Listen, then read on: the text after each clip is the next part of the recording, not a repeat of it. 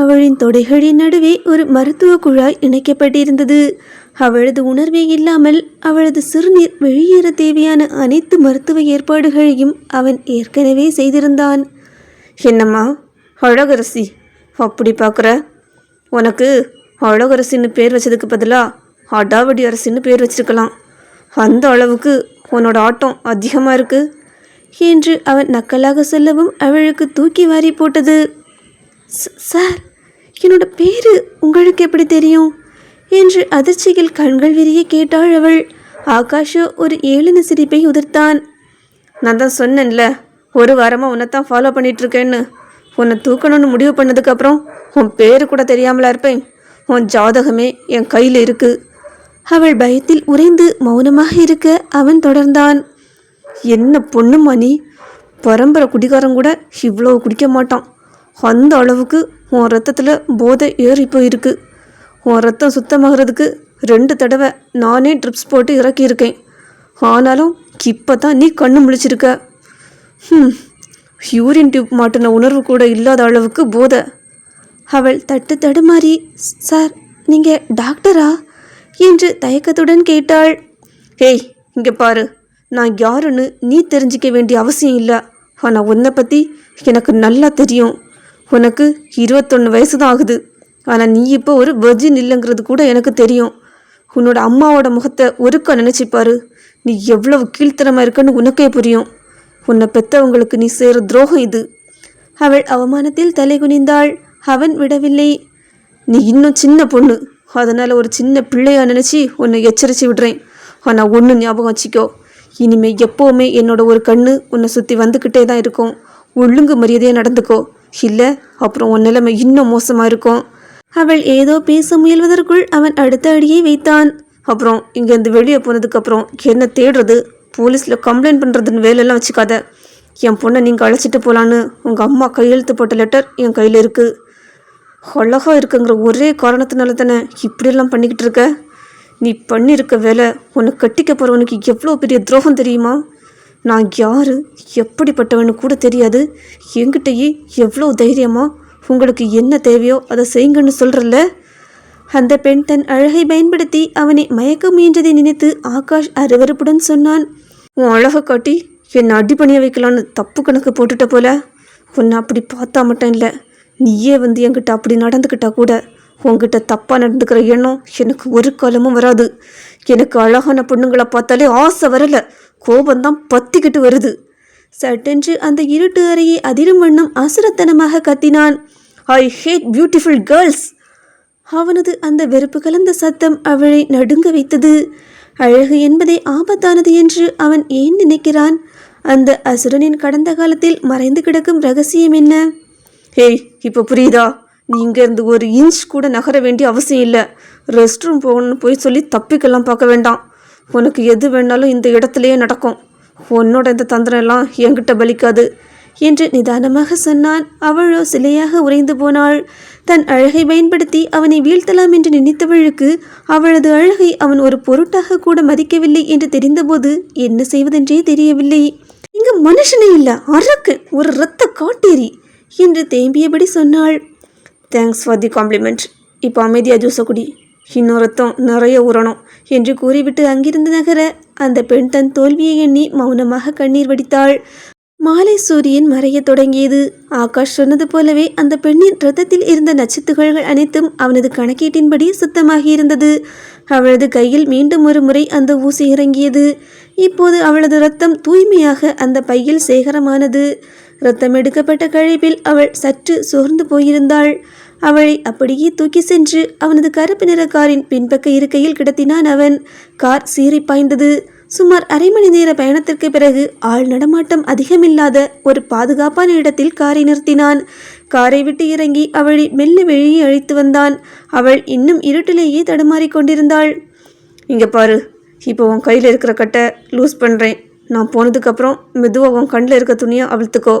உன் கைக்கு பக்கத்தில் ஒரு கவர் இருக்குது, அதில் உன்னோட செல்ஃபோன் இருக்குது. எடுத்துக்கிட்டு நேராக வீட்டுக்கு போ.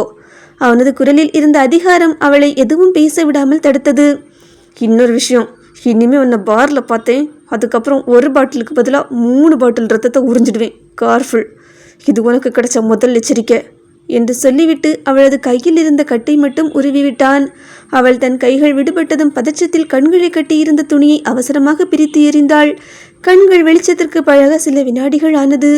அவள் பார்வையை தெளிவாக்கி பார்த்தபோது அங்கே யாருமில்லை. தூரத்தில் ஒரு கருப்பு நிற கார் மின்னல் வேகத்தில் மறைந்து கொண்டிருப்பது மட்டும் அவளுக்கு தெரிந்தது.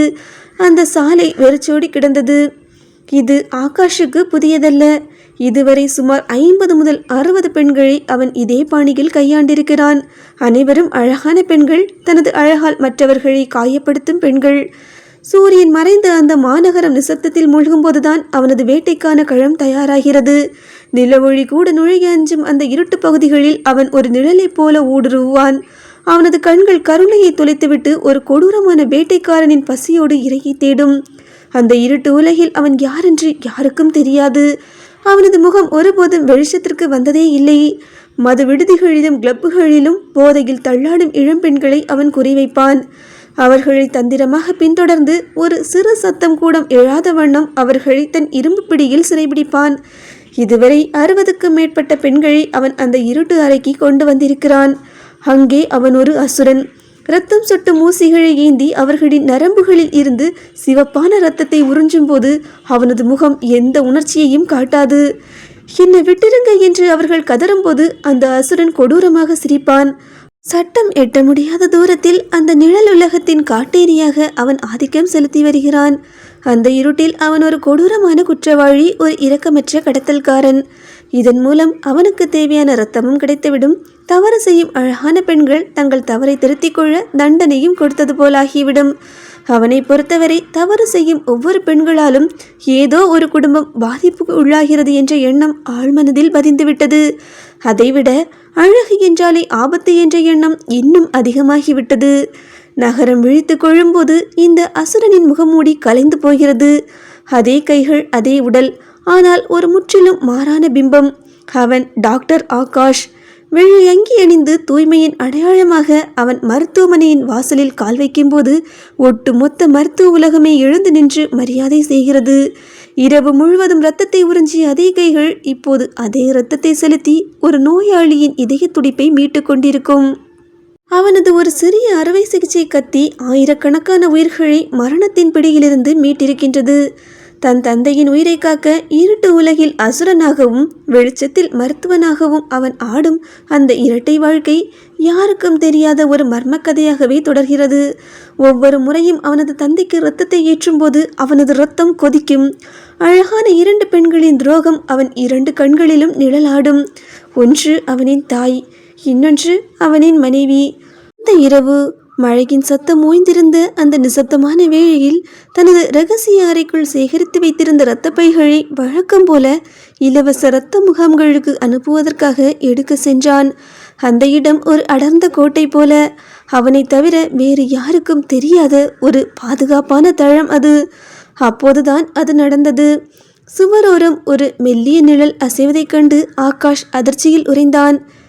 இந்த இடம் யாருக்கும் தெரியாதே. அப்படி இருக்கும்போது இங்கே எப்படி ஒரு நிழல் விழுது என்று அவனது மருத்துவ மூளை மின்னல் வேகத்தில் யோசித்தது. அவனது அசுரத்தனமோ வீழ்த்து கொண்டது. ஏய், யார் இங்கே மறைஞ்சிருக்கிறது? வெளியே வா என்று ஆக்ரோஷமாக கத்தினான் ஆகாஷ். யார் நீ? உனக்கு எப்படி இந்த இடம் தெரியும் என்று அவன் கேட்கும் ஒவ்வொரு வார்த்தையிலும் மரண பயம் கலந்த அதிகாரம் இருந்தது. ஆனால் அங்கே எவ்வித அசைவும் இல்லை. ஆனால் ஒரு பெண் அங்கே மறைந்திருப்பதை அவனது வேட்டைக்கார கண்கள் உறுதி செய்தன. வெளியே வா, நீங்க தான் இருக்கன்னு எனக்கு நல்லா தெரியும் என்று மீண்டும் கர்ஜித்தான் அவன். மறைவில் இருந்து அந்த பெண் மெதுவாக நடுங்கியபடி வெளியே வந்தாள். என்ன விட்டுருங்க சார், ப்ளீஸ் சார், தெரியாம வந்துட்டேன் என்று அவள் தேம்பி எழ ஆகாஷின் கோபமோ உச்சகட்டத்தை எட்டியது.